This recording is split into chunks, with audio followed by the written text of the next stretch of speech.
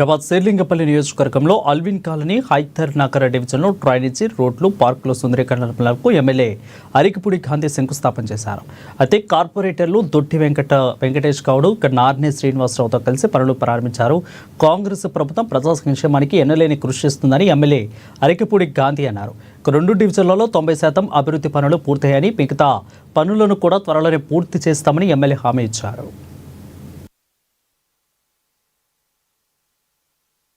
Park, రోడ్లు, మరి water pipe line, sewerage వర్కులతో సహా గత 2 నెలలుగా ఇనాగరేషన్ చేసుకుంటా ఉన్నాం. మీ అందరూ కూడా తెలుసు.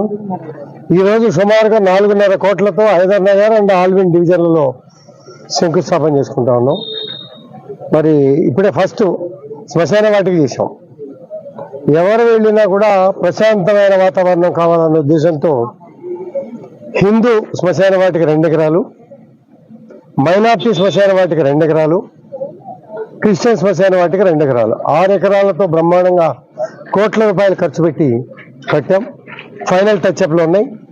ఈరోజు ఇంచుమించుగా 90% స్థాయిలో హిందూ శ్మశాన వాటికని కూడా ఒక స్టేడియం వైజ్గా కుటుంబ సభ్యులంతా కూడా సరౌండింగ్ కూర్చొని, సహజంగా ఏంటంటే దహన సంస్కారాలు జరిగేటప్పుడు కుటుంబ సభ్యులందరూ కూడా వెళ్ళి కార్యక్రమాలు అన్నీ చేసుకొని, కాళ్ళు కడుక్కొని, స్నానాలు చేసి ఇంటికి వెళ్ళే విధంగా, రాగానే ప్రొసీజర్ ప్రకారం కార్యక్రమాలు చేసుకునే విధంగా, శాస్త్రం ప్రకారం